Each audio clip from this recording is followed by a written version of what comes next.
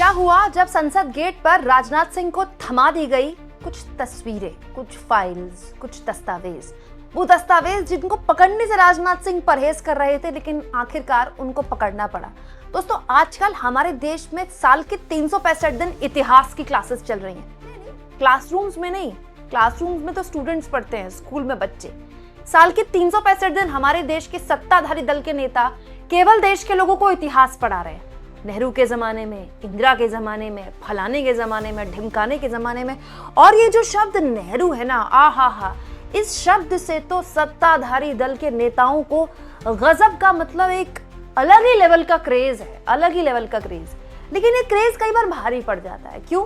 क्योंकि कई बार WhatsApp university और फालतू के आर्टिकल्स पढ़ के नेता बोल तो देते हैं, लेकिन बोलने में फंस जाते हैं। कम से कम राजनाथ सिंह तो उन नेताओं में से नहीं है। दोस्तों, राजनाथ सिंह बीजेपी के उन चुनिंदा नेताओं में से मैं मानती हूँ जो अल्ल बल्ल कुछ भी नहीं बोलते, संसद में भी, संसद के बाहर भी। देखिए, राजनीति में आपको बहुत सी बातें बोलनी पड़ती हैं, पार्टी लाइन में बोलनी पड़ती हैं, और राजनाथ सिंह तो खांटी भाजपाई हैं। लेकिन मैं बाकी अगर इस वक्त सत्ता में जितने भी लोग हैं, बीजेपी के खास तौर पर, उनमें राजनाथ सिंह को मैं बहुत शालीन नेता मानती हूँ। लेकिन मुझे बड़ी हैरानी हुई जब एक हफ्ते पहले राजनाथ सिंह ने एक सार्वजनिक कार्यक्रम में एक बड़ा अजीबोगरीब बयान दे दिया, ये कहते हुए कि सरकारी पैसे से जो नेहरू थे वो बाबरी मस्जिद बनवाना चाहते थे। अब ये एक ऐसा बयान है दोस्तों जो हमने कभी सुना ही नहीं। मतलब बाबर ने बाबरी मस्जिद बनाई, जब बनाई, लेकिन राजनाथ सिंह ये कह रहे हैं ये नई बात है। हमने आज से पहले व्हाट्सएप यूनिवर्सिटी में भी नहीं सुना था कि नेहरू सरकारी पैसे से चाहते थे कि बाबरी मस्जिद का, मतलब उसको शानदार बनाया जाए, उसका जीर्णोद्धार किया जाए। लेकिन सरदार पटेल ने उनको ऐसा करने से रोक दिया। अब दोस्तों, ये बात बड़ी आपत्तिजनक थी, क्योंकि जवाहरलाल नेहरू की आप बहुत आलोचना कर सकते थे। वो कोई परफेक्ट आदमी नहीं थे, वो भगवान नहीं थे। उन्होंने भी बहुत सी गलतियां की होंगी, हम सब करते हैं। और जिस दौर में उनको भारत का नेतृत्व सौंपा गया था, वो एक कोई आसान दौर नहीं था, आज का दौर नहीं था। लेकिन किसी भी हाल में नेहरू के लिए कोई ये नहीं बोल सकता कि वो सेक्युलर नहीं थे, ये बोल ही नहीं सकता। लेकिन राजनाथ सिंह ने ये बोलकर नेहरू की सेक्युलर छवि पर दाग लगाने की कोशिश की कि नेहरू जो थे वो बाबरी मस्जिद को लेकर, मतलब मुस्लिम तुष्टीकरण को लेकर इतना ज्यादा उनके अंदर भावनाएं थी कि वो मतलब सरकारी पैसे से बाबरी मस्जिद बनवाना चाहते थे। इसको लेकर आज जयराम रमेश ने एक गजब का काम कर दिया। उन्होंने संसद गेट पर राजनाथ सिंह अपनी गाड़ी से उतरे, उनको वहीं पर रोक दिया और सरदार पटेल की बेटी की किताब के पन्ने सौंप दिए। अब जब सौंपे गए तो राजनाथ सिंह थोड़े से कहा, उन्होंने मुझे गुजराती नहीं आती। तो जयराम रमेश ने कहा, नहीं, आप इसको पढ़िएगा, ये अनुवाद में है, और पढ़िएगा और जानिएगा कि किस तरह से इस मुद्दे की सच्चाई क्या है। दोस्तों, जयराम रमेश ने inside story of Sardar Patel, the diary of Maniben Patel, जो हमारे देश के प्रथम गृह मंत्री लौह पुरुष सरदार वल्लभ भाई पटेल जी थे, उनकी बेटी थी मणिबेन पटेल। उन्होंने एक किताब लिखी थी, किताब का नाम है inside story of Sardar Patel. आप किताब पढ़ने के शौकीन हो दोस्तों तो आप भी पढ़िएगा। इस किताब के कुछ पन्ने जयराम रमेश ने राजनाथ सिंह को सौंपे और कहा कि इस किताब के गुजराती अनुवाद के पन्ने में आपको सौंप रहा हूँ। मैं आपके लिए खास तौर पर मणिबेन पटेल यानी कि सरदार वल्लभ भाई पटेल की बेटी की डायरी के कुछ पन्ने में आपके लिए लेकर आया हूँ, गुजराती में अनुवाद लेकर आया हूँ, उसको पढ़िएगा। और इसमें लिखा हुआ है कि बिल्कुल टोटल झूठ है। और दोस्तों, ये झूठ इसीलिए भी है क्योंकि आजादी के बाद आप जानते हैं गुजरात के सोमनाथ मंदिर को कई बार जो विदेशी आक्रांता थे उन्होंने लूटा, कई बार लूटा गया गुजरात के सोमनाथ मंदिर को। तो उसके जीर्णोद्धार की बात की गई और उसको लेकर भी नेहरू ने इस पर घोर आपत्ति दर्ज कराई थी। अच्छा, इसमें दिलचस्प क्या है, नेहरू को लेकर जो बयान दिया था राजनाथ सिंह ने गुजरात के वडोदरा में, वो मणिबेन पटेल की इसी किताब का ही जिक्र किया था। तो उसी किताब के पन्ने सौंप दिए आज जयराम रमेश ने कि आप जिस किताब को कोट कर रहे हैं आप मिस कोट कर रहे हैं, ये लीजिए पूरी किताब है, पूरी किताब के पन्ने पढ़िए और उसके बाद बताइए कि आपने जो बोला है वो कितना गलत है। दरअसल राजनाथ सिंह ने जब ये बयान दिया था उस वक्त भी 6 दिसंबर को राजनाथ सिंह ने जिस किताब को कोट किया था उसी की तस्वीरें बकायदा शेयर करते हुए, हाईलाइट करते हुए जयराम रमेश ने कहा था यही वो किताब है जिसे सरदार वल्लभ भाई पटेल मेमोरियल सोसाइटी ने 2025 में प्रकाशित किया है। मूल डायरी प्रविष्टि में जो लिखा है और राजनाथ सिंह जी तथा उनके साथी वितरण जो प्रचार कर रहे हैं उसमें बहुत बड़ा अंतर है। रक्षा मंत्री को प्रधानमंत्री के साथ अपने संबंधों को सुधारने के लिए फैलाई जा रही झूठी बातों के लिए माफी मांगनी चाहिए।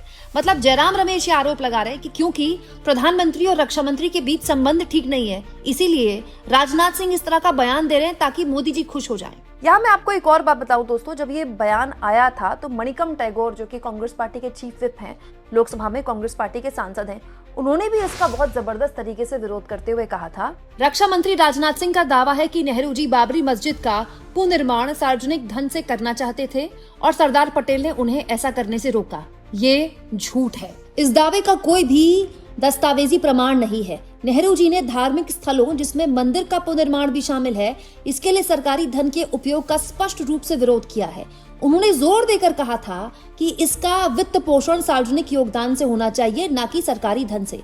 अगर नेहरू जी ने सोमनाथ, जो कि लाखों लोगों द्वारा पूजनीय प्रतीक है, उसके लिए सार्वजनिक धन लेने से इनकार कर दिया था, तो बाबरी मस्जिद पर टैक्स पेयर का पैसा खर्च करने का प्रस्ताव क्यों रखते? ये दावा बुनियादी तर्क और ऐतिहासिक रिकॉर्ड के सामने धराशायी है। राजनाथ सिंह के बयान इतिहास के बारे में नहीं है, ये राजनीति के बारे में है। अतीत को तोड़ मरोड़ कर वर्तमान को विभाजित करना भाजपा की रणनीति यही है। हमारे संस्थापकों का अपमान करना, मनगढ़ंत कहानियां बनाना और ध्रुवीकरण का बढ़ावा देना। हम नेहरू या पटेल की विरासत को गोडसे के अनुयायियों द्वारा विकृत नहीं होने देंगे। दोस्तों, मणिकम टैगोर जो बात बोल रहे हैं वो गलत नहीं है। उस वक्त आजादी के बाद इस बात पर भी चर्चा हुई कि सोमनाथ मंदिर का जीर्णोद्धार होना चाहिए। तब नेहरू ने इस पर साफ इनकार कर दिया कि सरकार का काम मंदिर बनाना नहीं है, ये सरकारी पैसे को हम मंदिर बनाने में खर्च नहीं कर सकते। बाद में ट्रस्ट बनाया गया, उस ट्रस्ट से जो पैसा आया उससे सोमनाथ मंदिर का जीर्णोद्धार हुआ। ऐसा ही राम मंदिर के वक्त भी हुआ। राम मंदिर कैसे बना? सुप्रीम कोर्ट ने आदेश दिया, राम मंदिर ट्रस्ट बनाया। आज भी वो ट्रस्ट नहीं मंदिर बनाया, वो अलग बात है कि उसका इनॉग्रेशन करने के लिए भी मोदी जी पहुंच जाते हैं, फिर उसका जो आखिरी में ध्वजारोहण होता है उसके लिए भी मोदी जी पहुंच जाते हैं, वो अलग बात है। वो उसके राजनीतिक नफे नुकसान है जो बीजेपी उठाएगी, क्योंकि वो उसका मुद्दा रहा है। लेकिन बेसिकली राम मंदिर में सरकार ने कोई सरकारी पैसा खर्च नहीं किया, ना सोमनाथ मंदिर में किया, क्योंकि ये नेहरू की परिपाटी थी। ये नेहरू का एक सोच थी कि आप खास तौर पर उस वक्त जब देश में इतनी ज्यादा भूखमरी थी, मतलब अंग्रेजों ने जो देश का हाल किया था और जिस हाल में देश को सौंपा था भारत के लोगों को, वो मतलब कितनी बुरी स्थिति थी उस दौर में। नेहरू ने इसको साफ इनकार कर दिया था। इसीलिए भी दोस्तों, क्योंकि भारत को आजादी जिन जख्मों से मिली थी वो बहुत गहरे थे, पार्टीशन के जख्म थे। देश की कई हिस्सों में हिंदू मुस्लिम दंगे हुए थे। तो ऐसे हालात में किसी भी हाल में नेहरू ने इस तरह के किसी भी सोच की बिल्कुल भी सपोर्ट नहीं किया। लेकिन राजनाथ सिंह ने जिस किताब को कोट किया, आज जयराम रमेश ने उसी किताब के पन्नों का अंग्रेजी अनुवाद राजनाथ सिंह को सौंप दिया कि आप इसको पढ़िए। अब होता क्या है दोस्तों, जयराम रमेश ने सौंप दिया, राजनाथ सिंह पढ़ेंगे नहीं पढ़ेंगे, बात खत्म हो गई। लेकिन ये जो फालतू की बातें आजकल बोली जा रही, कुछ भी कोई भी बोल रहा है, नेहरू ने ये किया था, उसने ये किया था, फलाने ने ये किया था। जैसे कल अमित शाह ने जो एक बात बोली, अमित शाह ने कल अपने संसद में जो बयान दिया उसमें ये बोला कि वोट हुआ, जो पहली वोट चोरी हुई थी वो तो कांग्रेस के जमाने में आजादी के वक्त हुई थी, जब वोट हुआ कि सरदार वल्लभ भाई पटेल या फिर जवाहरलाल नेहरू किसको अध्यक्ष बनाया गया। जो वोट मिले वो पटेल को ज्यादा मिले, लेकिन पीएम नेहरू बन गए। अब देखिए ये कितनी गलत तरीके से अमित शाह ने इस बात को कोट किया। क्यों? ये बिल्कुल सही है कि पार्टी के अध्यक्ष के, कांग्रेस पार्टी उस वक्त एक ही पार्टी थी, कांग्रेस पार्टी, वही आजादी का आंदोलन लड़ रही थी।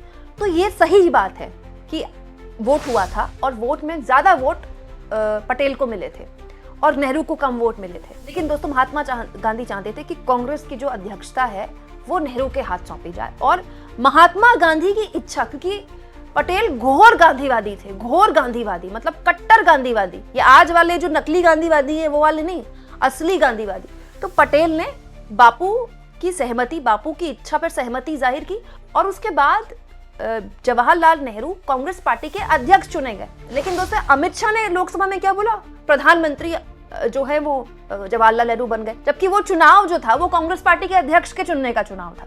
तो ये जो बातें होती हैं जिसको बड़ी इजीली कभी मिसकोट कर दिया जाता है या कोई कुछ भी बोल देता है, ये इतनी गलत होती हैं।